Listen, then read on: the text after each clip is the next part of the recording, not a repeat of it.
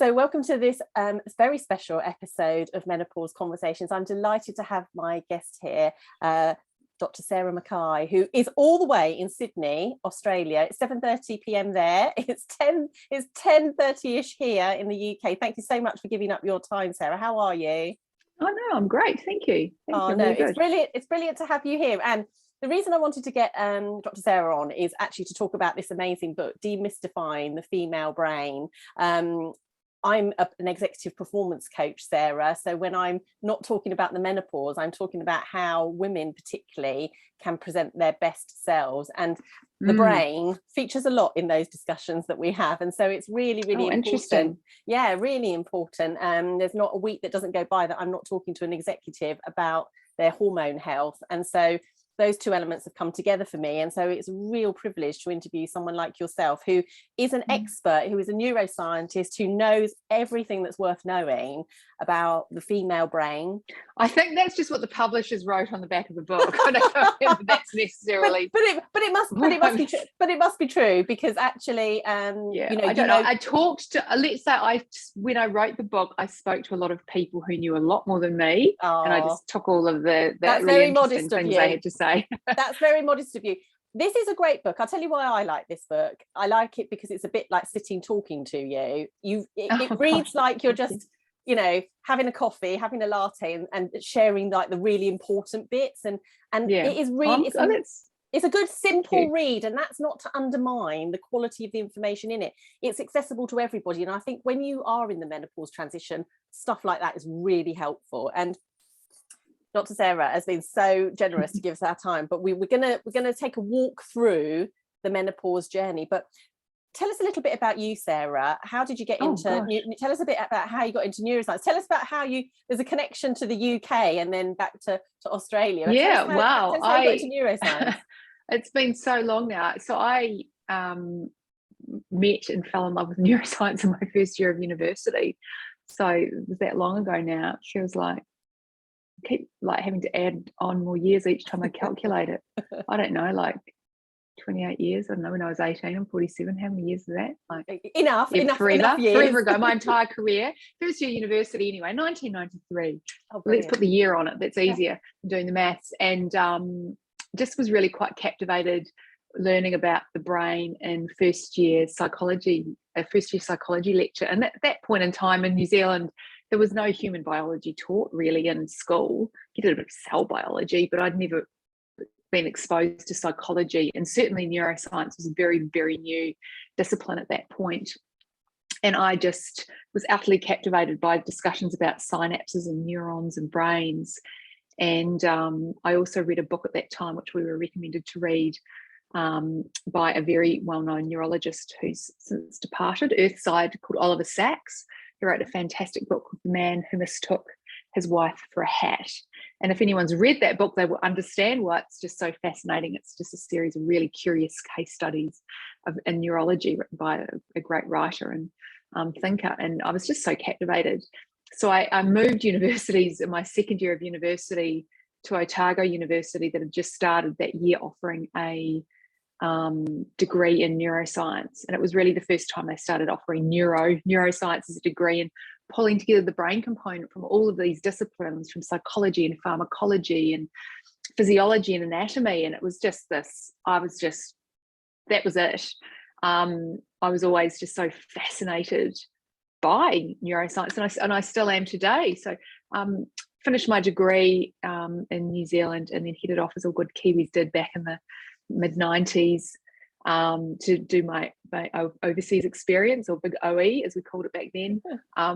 Travelled around Europe, ended up in Edinburgh working in a pub. As anyone who was from our generation would have probably been served a beer, a pint at some point in time by a Kiwi or Aussie. And then started applying for PhDs in the UK, because I thought, well, I'm going to be a neuroscientist, and was incredibly fortunate to get a scholarship to Oxford. And I did a master's and then a PhD program. It was funded by the Wellcome Trust. They were funding 4-year scholarship programs in neuroscience. So I was incredibly fortunate to get in there, and loved every second of that experience. It was a real privilege. Adored it. Love neuroscience still.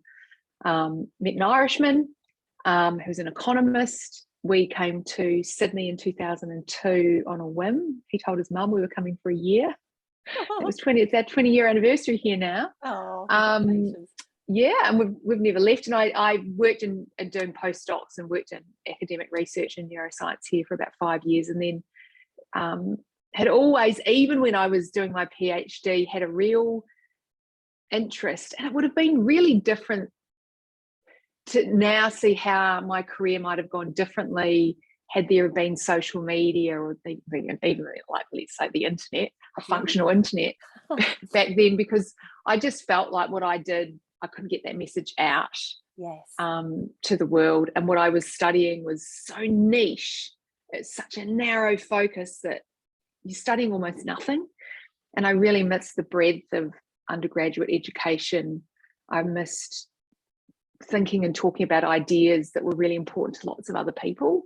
So after much soul searching, I left academia and set up a business, which I've been now running for 13 years, in various guises: teaching, thinking, talking, writing, speaking, writing books about neuroscience. Amazing. And then it kind of, along came the book. So you wrote your book in 2016, 2017. So I started writing it. I signed the book. The book deal came through. I remember this very clearly on the day that Trump was elected. Oh God! If anyone has that date seared into their memory, late, like October, December or November 2016.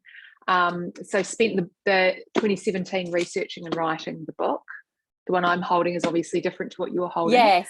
It's the same book on the inside. It's just different. Got a different cover. So this is the Team UK Pink. version. Yes. Yeah, Team Pink or Team Blue.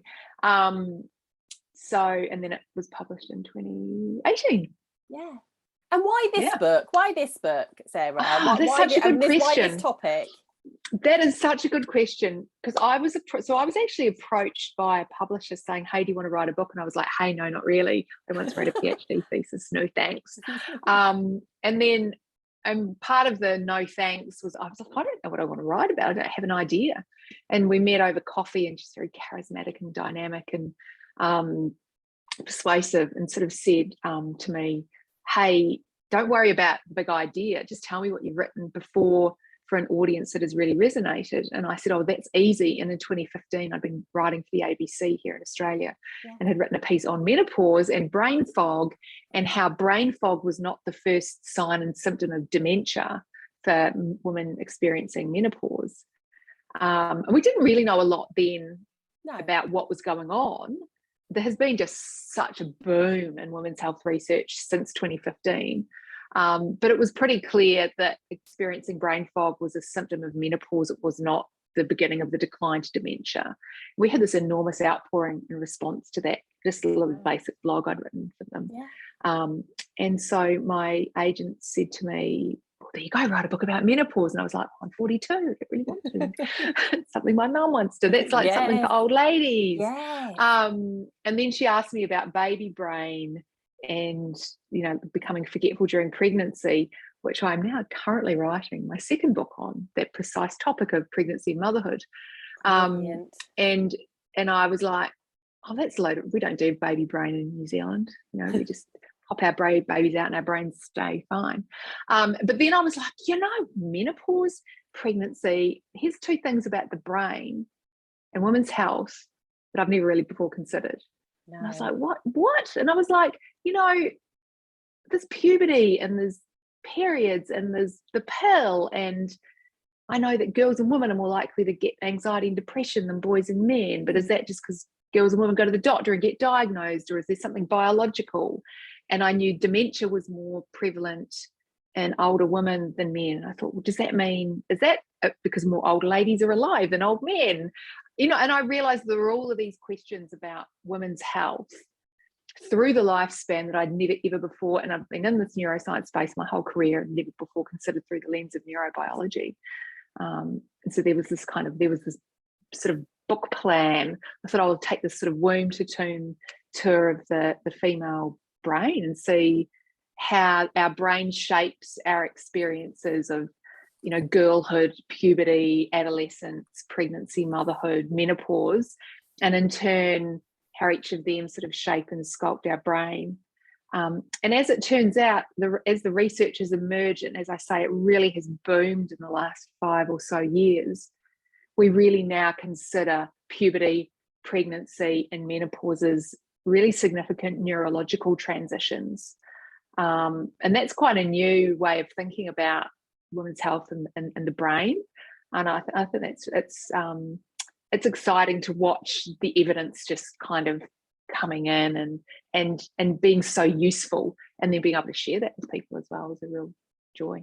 Oh, well, thank goodness. The instantly when you were talking there, I was thinking it's a bit like, that scene in Alice in Wonderland where she shrinks right down and she then goes through the door and then goes into this whole world. That's almost what it's like, isn't it? It's like there's this one part sure. that you literally, and then you're coming into this whole world which opens up. Yeah, I know. I was like, how could I have not thought about any of these because neuroscience is a really big subject. Yeah, there's a lot to think about, and like as I said, I've been in the space since the early 90s in various different forms, but it really only has been in more recent years that we've started to be able to apply what we've learned, and we're kind of bridging this gap, I suppose, from the lab into people's everyday lives. Yeah.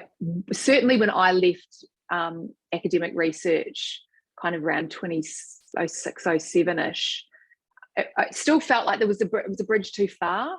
Yeah. I was like, why am I doing this? It's different now. Now I interview so many neuroscientists and hear about their research. And I often see postdoc positions or research assistants or PhDs. I was like, oh my God, that would be so cool. That would be such an interesting topic to study. Because now it's becoming a lot more applied. And useful, and that's really exciting to see. Yeah, that's the bit that I think really resonates with people, and thank goodness for social media, because it does make stuff absolutely more accessible, doesn't it? It's the application of this information that really saves women, I feel. When I talk to women on a one-to-one, they say, oh, that is so useful, that snippet of knowledge. So, and I love your phrase, womb to tomb. I'm definitely going to repeat that one, because here in the UK, our government has just put together the women's health strategy, and it's all about from the cradle to the grave, and it talks about the whole life course. We're using the term life course here, and they're being very, very clear that actually, from the moment we're here, through all those time points that you just described, women do need support, and we can't just contraceptualize women and then just leave them in the menopause years. So there's a lot to be said for that. So would it be okay, Sarah, if we go through just some of those key things that you talked about? We've picked just a few areas because we could be here a long time, because one thing we must say is this is not just for menopausal women. This is for all those time points. If you're a mum, if you're an auntie, if you're a grandmother, if you're a teenager, there is stuff in here that is relevant to you, wherever you are in that time course, because it's about your brain. So just for the guys possibly watching, is there a difference between the female brain and the male brain? Because they will want to know that. Not as much as some people would like there to be, but perhaps more than others might prefer. Look, by and large, no. And it really depends on what specifically you're talking about when you talk about the brain. As I say, it's a big subject, then the brain and the nervous system, and I'd kind of missed the women's health part of that for 25 years. In terms of largely, I kind of got to take a step back and think how I think about the brain and what influences and shapes and sculpts the brain, and our thoughts and our feelings and our conscious experiences that are generated from that includes our bottom-up biology, and that includes everything from the food we eat to our DNA to how we move our muscles to our heart rate. There's constant streams of data from our body coming up into our brain, including our sex hormones. Interestingly, the male sex hormone testosterone gets converted into estrogen in the brain, where it has its action in the male brain. So there's a few, like Mother Nature has a sense of humor there. So we've got our bottom-up biology. We've also got all of our outside-in experiences that we have, like the people we interact with, culture, society, the built world, nature, the rising and setting of the sun. There's this constant stream of external experiences and sensations that are coming in and shaping and sculpting our brain and modifying and interacting our bottom-up experiences. And then because we're humans, we have this peculiar kind of top-down psychology, our conscious awareness, our thoughts, our feelings, our expectations, and that all interacts with the bottom-up biology and the outside-in world.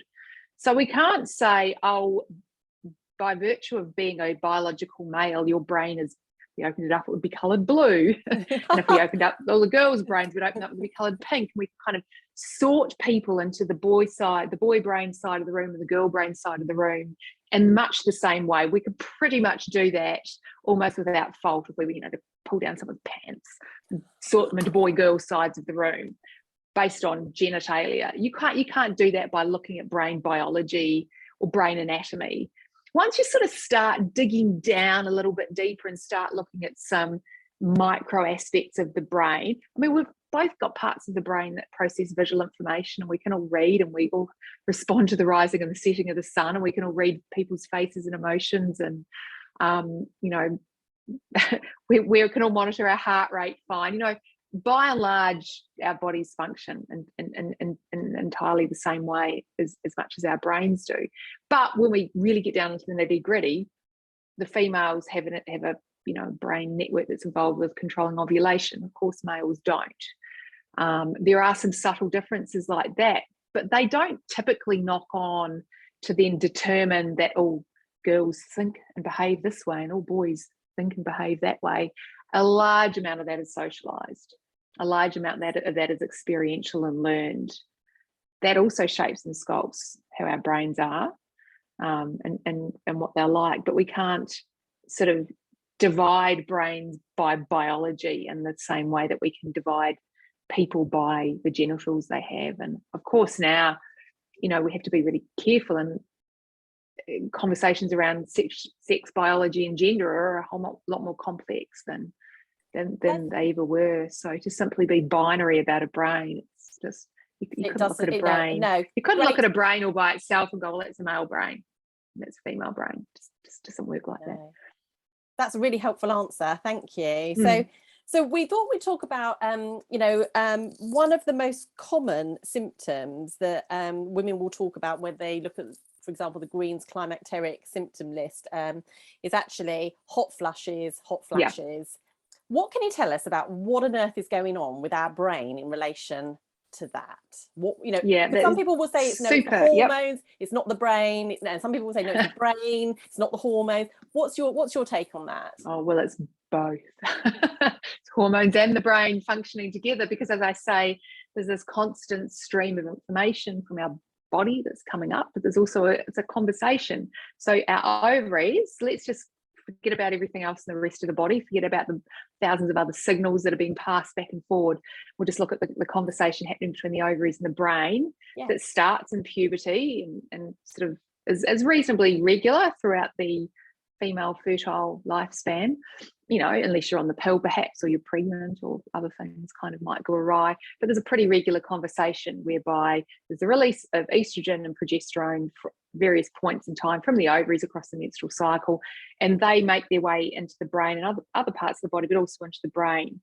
And then there's a feedback cycle. So the brain can sense the level of hormones, and then it will send hormonal signals back out down to the ovaries to regulate the ovaries. There's this constant what we call the HPO axis, the hypothalamus, pituitary, ovarian axis, so HPO axis. Okay. Don't worry too much about that.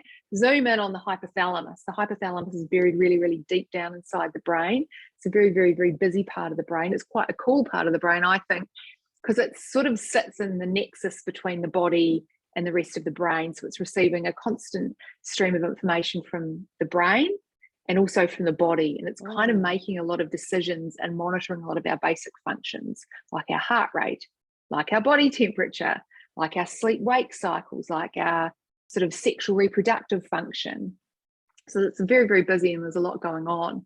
What we know, and I mentioned in there thermoregulation or body temperature, think of the hypothalamus as having like a thermostat in your brain. It has like a sort of a set level in which your body functions healthily, kind of around 37 degrees. And there's a top level in your thermostat and a bottom level in your thermostat. And when your hypothalamus senses that your body temperature perhaps has gone above the top level, well, what happens when your body overheats? Well, it sends signals out to you to start sweating, to flush, to get really red, to like kind of start releasing heat from your periphery, and it will trigger you to behave in ways to cool your body down. So you might seek cold, or you might start taking your clothes off if you're in bed asleep at night. You might kick the covers off, you might have a cold drink. You'll do whatever you can to cool yourself down. And similarly, if it senses that your body temperature's got too low, well, there'll be physiological responses to conserve heat. So you'll start shivering, and maybe you'll start casting around for more warm clothes to put on. So we'll behave in ways, and all mammals do this to regulate their body temperature. So we all kind of understand that.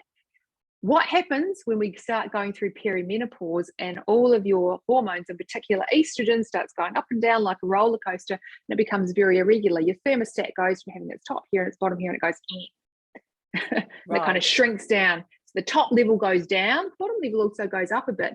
So that kind of set temperature that your hypothalamus recognizes as being happy to function within is much, much narrower. So you don't need to get a very big rise in your body temperature for it to go above that top set level for your hypothalamus to go, it's hot in here, and send out all of those signals to your body, almost panicking because it's gone. It can quite easily get above that, saying it's really, really hot. I must start behaving in ways to cool my body down.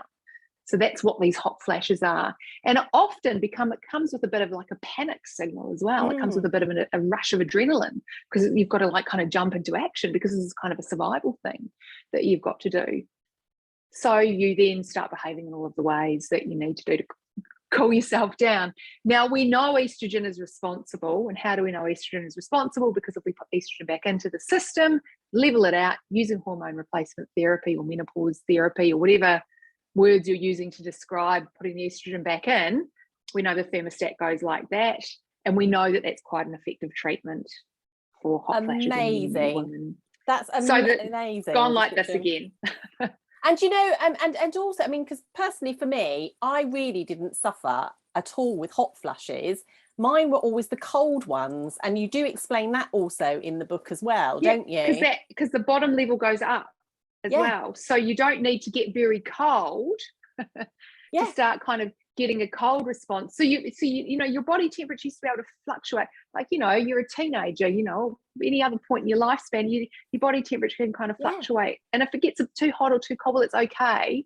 It's not panic stations. No. but if the top level's gone down or the bottom level's gone up. And that's why when it happens at night time, women often wake up with this big like, ooh, you know, you're hot, but there's also a bit of a surge of adrenaline because your body is trying to wake you up because it thinks it's a bit of it's almost like, it's an emergency situation. We really need to cool down. You can't just half asleep, kick the covers off your feet and go back to sleep. It's like emergency stations, action stations, sort yourself out. So that's kind of what's happening, and the proof principle is put estrogen back in, and it all kind of resolves itself. Yeah, definitely. I mean, this even happened last night. So we've had reasonably nice weather here in the UK, and I was sat with my Rab walking jacket on in the sitting room, and I'd already put the heating on, and my husband came and he went, "Has someone put the heating on in here?" And I was like, I really honestly didn't warm up all evening. So, and I know that I didn't take any estrogen yesterday evening. So I do know that it is that. And then of course, then I'm sort of in the kitchen eating something, you know, it drives a lot of these things. So I think that probably lends itself nicely then to how does estrogen thermoregulation, how does that all then link to insulin? Because that you talk about that in the book as well, you know, in terms of how that all links. That's well, that's all around and I don't want to get too much into the details because it does kind of get deep into cell biology, but it's really like, what is it about the thermostat? What is it about the functions of the neurons that are kind of running the thermostat that have been kind of altered? And we understand that there are specific neurons within the hypothalamus that start to have problems with glucose metabolism. And we know it's like our whole body starts to have problems and become more vulnerable to, say, developing things like type 2 diabetes. It becomes your insulin production, your glucose metabolism is not as stable as it used to be. Everything kind of becomes a bit more, for want of a better word, fragile. Yes. And that includes the functioning of those neurons within the hypothalamus that are involved with setting that thermostat. And we think that that's kind of the biology underlying the thermostat change. Right. It might be something to do with glucose metabolism. So again, that's kind of another piece in that whole well-being puzzle is, you know, if you've got your blood sugar well regulated and you're eating a really healthy diet and being very careful about, you know, you've got to have some joy in your life, you know. Oh, yeah, completely. don't like freak out over it, but if you'll be sensible about your diet, then that's just kind of another way that you can manage that. And similarly, I should also add that another really good way to help regulate, you know, our body temperature, thermoregulation is your body temperature is more well regulated when you're more your cardiovascular fitness is higher. Gosh, I can't get these words out. Well, that's a symptom too, isn't it? the fitter you are, the easier it will be to regulate your body temperature too. So there's kind of, you know, why eating healthy and doing exercise is also, it's not going to remove hot flashes, but it's going to help make things more manageable. It's going to help with the regulation of that thermostat. We know when you're really fit and healthy, you can cope far better with fluctuations in body temperature than when you're not. You're far more efficient. That's really such an important point. So thank you for mentioning that, because you know, we don't want to give people the impression that HRT is this magic fix that, you know, if that's all you need to do and it's all sorted, because we've got to look after the macros and the micros, haven't we? You know, absolutely. Those pillars of health that you talk about. But I did read that when you said about actually being fitter, and you know, if we need to find motivation, that's one of the areas that we can find that motivation. You know, we are actually looking after many things when we're exercising and looking after those pillars of health. So then one of the other biggest symptoms, we know that 40 to 60% of women report sleep disturbance or issues with sleep as one of the biggest negative contributors. I mean, we've got studies here in the UK. One recently is the Fawcett report, which has just come out, which is showing shockingly how many women are stepping away from work because of issues around brain fog, anxiety, feeling like they're not able to cognitively function properly. So what can you tell us about what's going on with the brain and sleep? Yeah, I think sleep's perhaps the most underestimated and most valuable resource that we have for health, hands down, any point in the lifespan. Babies, teenagers, you know, you know what it's like if you have a new baby in the house as a mother. Sleep is so fundamental and so easily dismissed. And if we can get sleep right, so many other things don't fall down around us. It's just far easier to prop everything else up. And I think perhaps what many people have not understood for many years, and is one idea that I'm really keen to sort of get out into the world, is the link between body temperature and sleep. Right. So we're pretty familiar with the idea when the sun goes down and it gets dark, melatonin is released from our brain. And people sometimes think melatonin is like some kind of endogenous sleeping pill, and it kind of makes you go all sleepy. But what it does is it prepares your body and gets your body ready for sleep. So there's a lot of physiological processes that are required for sleep, and one of the things that melatonin does is start to drop your body temperature off. Right. And it does that by causing vasodilation, so blood vessels to kind of vasodilate, and particularly your hands and your feet and your face. So what your body needs to do as it's falling asleep is throw off heat. You actually need a bit of a drop in body temperature to fall asleep. And you'd be familiar with that, even if you're a young, fit, healthy male. If it's a really, really hot night, it's really hard to fall asleep because you can't throw the body temperature off into the room as easily as you can if it's a really cold night. So it's hard to fall asleep when it's hot, because it's harder to drop your body temperature down. You haven't got that kind of delta drop that you have, which is why if say it's a cool night, you have a hot shower and you cuddle up in bed and then your body temperature drops off because of the coolness of the room, that's a far more efficient way to get to sleep than being really, really, really hot and exercising and then going to bed in a really hot room. It's going to be much harder because you can't drop. Melatonin signals to your body to start lowering your body temperature, and it puts the processes in place to throw off the heat. Well, what happens if your thermoregulation process is perhaps not functioning as well as normal? You might be doing all of the things right and respecting the dark and making sure you're not getting UV light in your eyes, and all the LEDs and whatnot are well managed within your house at night time, but you might still have that body temperature issue going on. Now, maybe you've kind of managed that and you don't have trouble falling asleep. Well, we know that your body temperature is really important in terms of sleep architecture during the night. So do you kind of remember back to like high school biology, and you learned about the stages of sleep that you'd go through during the night, and you drew those graphs, and you go down into really deep sleep, and then you kind of wake up a bit and you go back down into deep sleep, and then you go into REM sleep when your eyeballs move and you have dreams. So that is really tightly correlated with body temperature, that process. And if your body temperature is, say, you're too hot, you're not going to be going through that sleep architecture, which is vital for getting the right stages of sleep for the right amount of time over the course of the night. So that sleep architecture can all get very, very disrupted. So you might not even be waking up, but you might not be sleeping soundly and deeply. And that what happens if you have one bad night's sleep? If you don't sleep very well for one night, how do you feel the next day? You feel pretty rubbish. How do you feel if you have a week or a month or many months of disrupted sleep? Well, you're going to start, do you think you might start to feel a bit foggy? Do you think you might start to have problems with emotional regulation? You might then start to worry about how much you're sleeping. And once you start worrying about your sleep, that makes it harder to sleep. If you wake up at night, you might catastrophize. You might start waking up. You might get a hot flash. You can see how easily just these kind of slight tweaks in our biology and how our brain is working can have quite big, large ramifications, that like these ripple effects that kind of filter out into your waking life. And if you're feeling foggy, you're not really feeling cognitively on, there's a lot of self-doubt that's going to start creeping in there, especially at that time in your life, and you kind of want to be at your peak. And if you're starting to feel emotionally dysregulated, which is a natural consequence of lack of sleep, you don't really have control over your emotions either.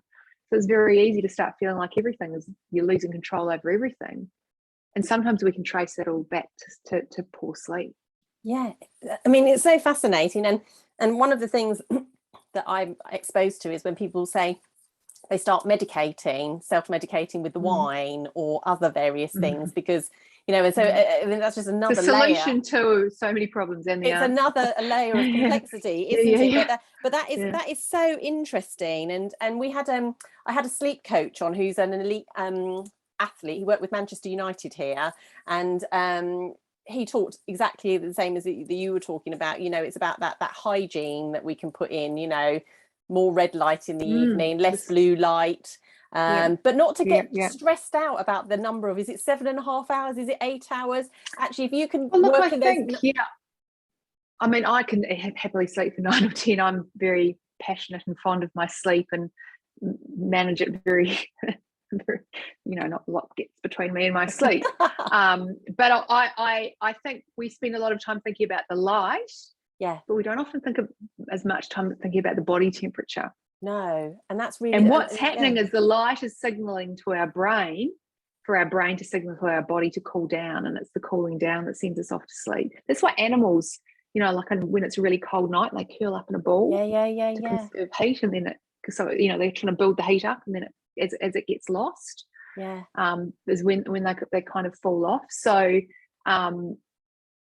there's that body temperature thing is really, really important, and that's why a lot of women who have thermoregulation issues have sleep problems. Yeah, definitely. And I had a DNA profile done twice actually, and I found it fascinating because my husband will be asleep. I mean, it was a standing joke. We've been together 30 years. It's our anniversary today actually, and we've been together. Yeah, wow. We've been together 30 years. We met at university. Amazing.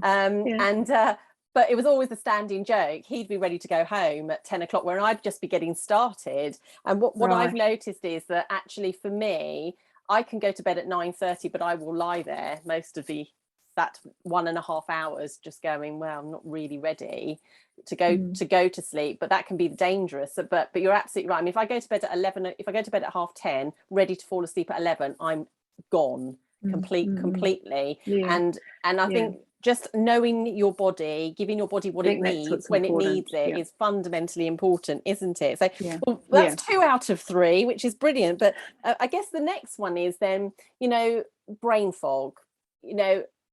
A lot of, I mean, that's not a medical term, is it? Brain fog. I think it's a colloquial term that people use to describe their own experience. But a doctor probably wouldn't say, we diagnose you with brain fog. It would be, that's a symptom people would present with, and then the medical people and the science people kind of approaching it would then be like, right, this is a symptom, so what are we looking at? Are we looking at mild cognitive decline and the onset of dementia, or are we looking at something else? So we're just looking at forgetfulness, so we're looking at lack of attention, all these other things. Yeah, and definitely I had a period about, so I was saying to you before, I've been perimenopausal for 14 years, but this last year has been really tricky for me, to the point that I would wake up some days and just couldn't get going, or word loss. I mean, it really irritated me massively, like partway through a sentence, and then you're just like, what is that word? And it's just gone. And then the feelings of anxiety rising. I mean, what is brain fog when we look inside the brain? What are we actually talking about there? Yeah, well, I mean, I suppose that's the thing. It's a symptom people use to describe, and people might use that same word to describe lots of different things. They might use it to describe lack of word finding ability, forgetting someone's name. They could use it to describe a lack of attention. They could use it, we hear it a lot now, people talking about if they've had COVID, they get brain fog. And I'm kind of like, well, what do you mean? When you say you've got brain fog, does it mean you can't think straight, and you can't concentrate, you're having trouble finding words, you've forgotten what you did yesterday, you can't plan and strategize? There's lots of words for that, and that's why we can't look inside and say, hey, this is what we're seeing with brain fog, because people are using this word to describe a whole host of functions, which is essentially perhaps slower thinking, or forgetfulness, or poor attention. Yeah, and there's lots and lots and lots and lots of things underlying that. I mean, lack of sleep will cause that straight away. I mean, that's a natural consequence. Poor sleep will mean you're going to be forgetful and fuzzy, and not be able to pay as attention as well as you might used to be able to. Yeah, absolutely. And in your book, you talked about estrogen enabling that sharp thinking.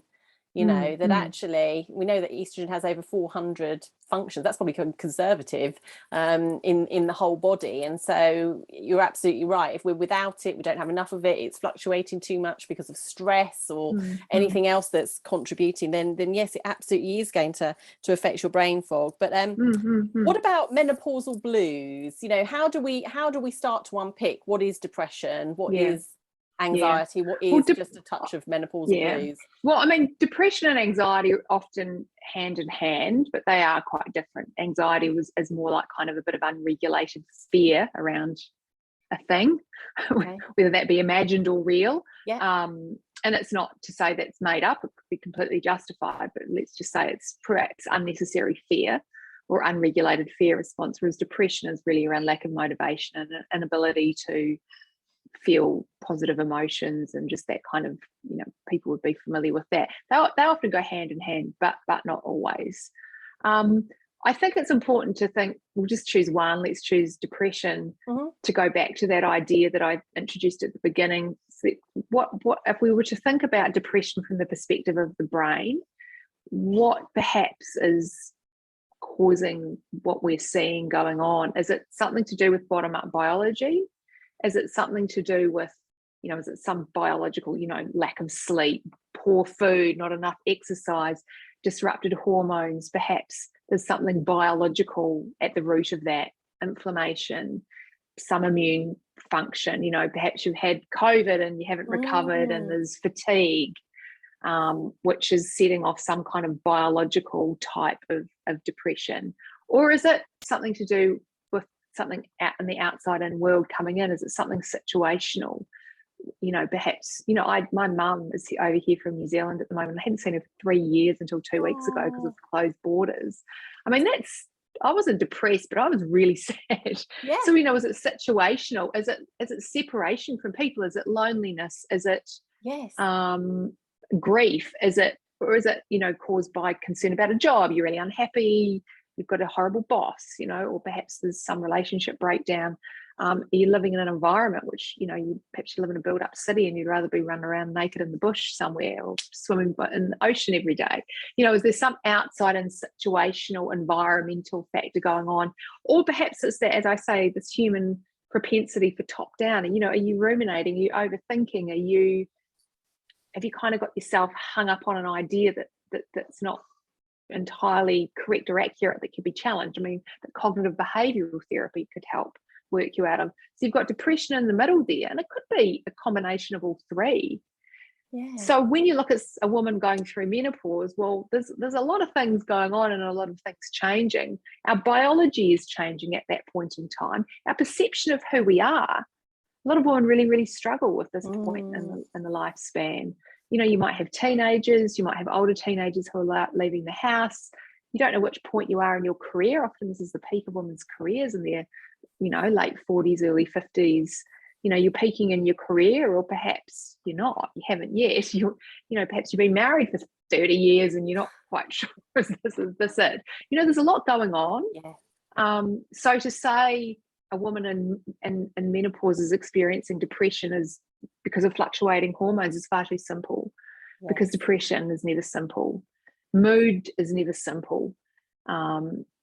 It's really, I really just kind of like putting any problem like that in the middle and think, oh, what can we tweak in our bottom up biology here? Yes. Perhaps we could focus on sleep hygiene and exercise. A couple of two bottom ups. What are two outside in things? Perhaps I need to be reconnecting with the people I love, or maybe I need to be disconnected from a toxic relationship. Or maybe I need to challenge my top-down catastrophizing about lying in bed for an hour and a half at night, not being able to get to sleep. Maybe I need to do a bit of, cognitive behavioral therapy. Or maybe you just need straightforward therapy to help deal with an issue that, is unresolved from your childhood. Who knows? And that describes brilliantly that part that I suppose I come into it when I'm coaching people. And I said to you before, I've been coaching for 25 years, and there's rarely a conversation where people don't talk about the things that are unresolved or the things that they're disappointed about in their life. And I think that menopause, this life stage, does have the propensity to spotlight that, and for people to go, okay, and they can't sort of run away or hide from it any longer. So you're absolutely right. I suppose what most people I so often think about sorry to interrupt you when I don't mean to interrupt you, just when my agent said to me, oh, why don't you write a book about menopause? And I was 42, and I was like, but that's something for old ladies. That's it seemed like that's why don't I write about menopause? Because that's the end. That's what old ladies are. That was my perception. Nearly 5 years ago. Well, exactly, and I think it's the whole perception, isn't it? Because I mean, I've got Asian heritage. We know already that because the data pool is so flawed in that it doesn't look at the cultural diversity. Asian women will hit menopause 5 years earlier than their white counterparts. So no wonder at 45 I was really railroaded by it, and it's all of those things. But I think you're right. It's about, and I think the social cultural storytelling and narrative around that is as important an influence on any woman's experience of going through menopause as anything. I mean, there's some really great evidence that actually came out of the UK. I have this feeling, and I'm not sure whether I'm actually going to say who it was done by, because I don't know, because I'll be misquoting someone. But it was looking at using cognitive behavioral therapy to help women manage hot flashes, because some women can't take estrogen, can't take hormone therapies for a multitude of reasons. And so what are we going to do? And that's not to say let's use cognitive behavioral therapy and think your way out of a hot flash, and so it's all in your head. Well, I'm telling you, it emerges from your brain, but that doesn't mean it's around bad mindset. That's around shifting your thought response to that hot flash. So perhaps it happens, but it doesn't distress you. perhaps you experience a hot flash, but it doesn't concern you. You just go, oh, okay, take my jumper off and carry on with my day. Yes. Because you've developed the cognitive skills and reframing of the experience from distressing to just meh. Exactly. And it is that whole reclaiming that power that women actually do have. It doesn't have to be happening to you, you know, things like managing and controlling your stress, doing breath work, dialing down that vagus nerve, dialing up the vagus nerve response, you know, looking after your gut health to process your sex hormones better. There's so much that women can do. But at one point I did want to make was, I think the difficulty here, particularly in the UK, is you get a 5-minute consultation with your GP. And that's why we have seen exponential prescribing of antidepressants, because there isn't that mentality to go patient in the center, person in the center. Like you said, draw down 2 from the top, 2 from the bottom, external factors, what's going on. And I think that's why your book, coming back to your book, I think that's why it's helpful for women to know this stuff, know about themselves, and maybe go in with a certain amount of data about their own experiences that they've been tracking. I always find it hard, because I think, gosh, I mean, we wouldn't let our daughters go into puberty without talking to them about periods. And, you know, you wouldn't, there can't be that many uneducated young girls entering puberty, and you're not going to perhaps go into a pregnancy. I mean, there might be some people, right? But most people go and pick up books about pregnancy and learn everything they can, and they understand the birth process. And similarly, we give our young girls books about puberty, give them to young boys too. Mine don't seem quite as interested. They're happy to just put their heads down and carry through like many boys do. I don't understand how you can get to your mid-40s and then not take that same approach to owning, you know, your menopause and educating yourself about that, because there is a lot of information out there if you want to find it. You can't sort of sit back and go, oh, no one told me. You know, it's if you're not going to start being proactive about your own health by the time you're in your late 40s, I don't quite know when you're going to start. Now would be a really, really good time to start owning that and having a bit of agency over that. If you've only got a 5-minute consultation with your GP, and I know many people don't have the education or the resources, but it is there. Yes. And if you are the kind of person that can go and seek that out, get yourself informed and work with find someone who can perhaps, can you book double appointments? I don't know. The NHS is exactly. Very overrun. It's all that. But guidance. You know, go in informed in the same way that you would go into, you know, a neonatal consultation with a midwife, or the same way that you would inform your daughter before her first period. You would arm people with information and support and resources. So that leads me to a couple of other little points, which is so obviously I'm on androfem, which is from Western Australia, the testosterone. I mean, culturally, I mean, what's the attitudes like where you live compared to here in the UK? I said to you earlier, it's exploding, the topic of menopause, where it hasn't always been. I don't think it's exploded as much. Certainly, I've noticed that it's a big part of the conversation in the UK.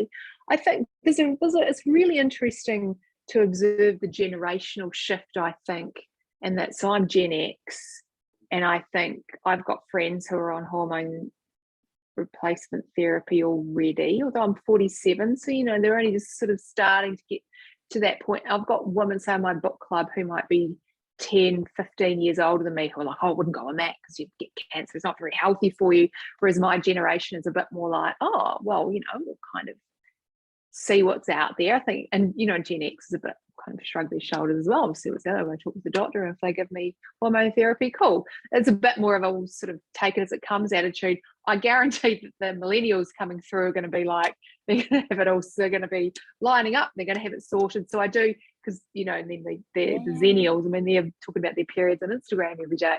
So you see these generational shifts, and the kind of empowerment and ownership that younger generations than me have over their health and their body, and you know, the aspects of women's health, reproductive health, is quite extraordinary.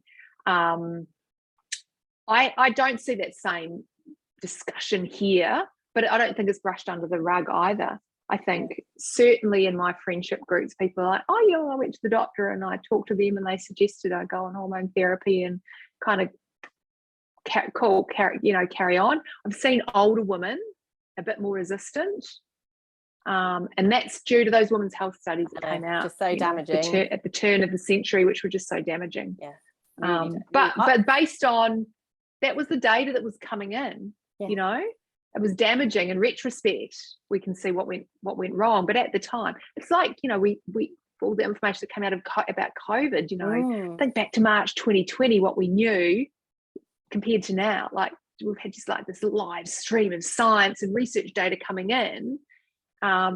You know, that doesn't mean that what we knew at the beginning was this big lie and a big conspiracy. It just means we've got more information. We understand a bit more now. Yeah. But the consequences for women's health from the women's health studies were quite, that's a generation of women that have missed out. Yeah, and interesting, I think the generation of women older than them were already taking hormone therapy and just taking it because it was there and they took it without a thought. Yeah. It's my generation, the Gen Xers that are coming in now that are, I think, this is my perception, kind of coming back into it and going, oh, okay, well, that's really interesting that that's an option. Let's explore it. Yeah, absolutely. I used to sell HRT. I used to sell a nasal HRT for a pharmaceutical company back when the Women's Health Initiative study came out, and it just completely floored. You would have been about out of a job. Well, luckily we had a portfolio of products, but that was the one that was shelved instantly. And I think here in the UK that we've got HRT shortages, which are horrendous. Yeah, I've heard about that. Women are without their HRT because of supply and demand issues. Yeah. I mean, it's just rubbish. And yet still only 24% of menopausal women are actually on HRT. So there's a lot of ground to recover because of those terrible reporting on those studies. But I think here there's a lot of stigma here in the workplace that people don't want to put their hand up and go, I'm struggling and I actually need support because of the historical attitudes. I mean, I guess I find the whole workplace, personally, I find the promotion of having to talk about this in the workplace all the time kind of, I mean, I understand that you know, if you need a cooler room or whatever the kind of requirements are, but I know there's been a big push towards workplace recognition of menopause. I personally wouldn't be sharing any of that information. I would just kind of manage, but I've always just kind of sailed through most of those things. I was like, that's my kind of thing. I'll just manage that myself. Exactly. Thanks. I do think that we need to also respect that many women aren't gonna, you know, we don't all want to hear everything everywhere for everyone. But I think that I've been following some of those conversations just personally with interest, thinking, oh gosh, there's a real push to be very, very open. And I think it's many women that might not want to. Well, exactly. And I think it's more driven by our economists, actually, because the pension pot is dwindling. We've had 1 million women leave the UK workforce, and the economists are getting very, very twitchy because that means there's not money coming into the government purse. And so for that reason, when we have women stepping away, it's like, we need to understand why women are stepping away, and if 1 million are stepping away because they don't feel that they've got the support at work, I think that's the narrative that they're trying to change. We're not forcing people to share. We're actually we're wanting people to feel like they could have a conversation, because like you brilliantly said, if you're at the top of your game or just on the cusp of about to be on the top of your game, what we don't want is that loss of talent from the employment pool to just step away, because culturally diversity and inclusion is so important. Absolutely. We need more women. So sadly I need to bring our interview to a close, because I could ask you so many more questions, but if I could ask you aspirationally, what would you want to see in terms of the future of when we're looking at brain research? What would you hope to know in the next 5 to 10 years? What would you hope to know or want to know? I suppose a lot of the what I'm really interested now, I think there's been such a focus on what I would call the bottom-up biology, and I'm really interested in what I'm writing a lot about now and thinking a lot about now is kind of like brain, you know, there's kind of importance, and I think COVID showed us that with separation, the importance of other people and how other connections with other people are just so fundamentally important. I think, you know, if I could name the 2 things that would be most important for brain health and all health would be social connections and sleep, and I'd also throw in salt water because I'm an ocean swimmer, so I can't survive without the sea. But social connections, I've banged on about sleep a lot, but I'm really interested in learning more about how brains affect each other, and how, you know, this kind of brain to brain synchrony, being on the same wavelength as someone. There's some really, really cool and exciting research in that space. I think we undervalue the value of other people in terms of brain health. And I think with my book, that really came through when I got to the end and I looked back at the different, you know, whether I was looking at infancy, or I was talking to some specialists in that space, or childhood or puberty or teenagers or new mothers or menopausal women. At every single point in the lifespan, the key indicator for a health outcome was good, strong social support networks and having social structures around people. The most important thing for a brain is another brain to be there with it. And I think that's kind of where I think I can see neuroscience making a really great impact in terms of, you know, policy and interventions and in that space. A bit of a less of a focus on the navel gazing. Yeah. No, lovely. I'm already thinking a second interview possibly, because that yeah. And I suppose one last thing, because the brain is so powerful. What's your superpower when it comes to your brain? What do you think your brain? Sleep. My superpower is sleep. Sleep. Yeah. Hands down, sleep. Yeah. I am so passionate about it. I protect it. It's just I sleep with my curtains open. I live up on a hill, and I can see the ocean. Beautiful. And I can see the sunrise. Beautiful. I'm very, very lucky. Yeah. But I wake with the sunrise, and I usually sleep very, very soundly and solidly, and that's the most precious thing I can do for my brain health. That's by far and away my superpower. I could win an Olympic medal for that. It's yours. You're a gold winning champion. Thank you so much, Dr. Sarah McKay, for talking to us today, and really, really appreciate it. And would it be okay to come back when your next book's ready to come out, and we can talk about that? That would be absolutely fabulous. I'm very excited about that. Yeah, no, me too. That sounds absolutely brilliant. Can you tell people before we finish how they can be in touch with you? How can they learn more about you? Is there a way they can connect with you on socials or websites or anything like that? Look, DrSarahMcKay.com is my website, and so that'll kind of send you out onto the socials, and Instagram, which has gone through a bit of a lull lately, because I have actually been teaching a course on neuroscience and coaching all year. I've been very, very busy on that. So I slipped off social media. I still occasionally scroll, loving looking at all the Platinum Jubilee. We had a great weekend. I love a Jubilee. So Instagram. Also, Dr. Sarah McKay. Did you see the Queen into Paddington Bear? Oh my God, it was so good. Loved it. Absolutely loved it. She's got a great sense of humour, but it was a really special weekend. And for my generation, I was just like, I would love to be there, because I remember the Golden Jubilee. I was in Oxford, and me and my husband entered a Golden Jubilee three-legged race between the two. There's an ice cream shop in Oxford called George and Davis. There's one on either side of town, and they had a three-legged race from one shop to the other. Me and my husband won, and we won a year's supply of ice cream. And I was a student, so I had nowhere to store it. So I had to go into the shop with this piece of paper every month and say, I was the winner of the Golden Jubilee three-legged race. Can I have my month's supply of ice cream? That is a brilliant story. And it was not very, after a while, it was not very cool fronting up each time. 6 months ago, I won the Golden Jubilee three-legged race. Yeah, we've heard that one. We've heard that 1,000 times this week already. So I have very fond memories of the Queen's Jubilee. Oh no, that is a brilliant story. I bet you dined out on that. That's brilliant. I have been in the last few days dining out on that one. I bet you have. To my husband. I love that. Thank you so much for your time today, and we'll catch you again in readiness for your next book. Any time, get in touch. I'd love to chat.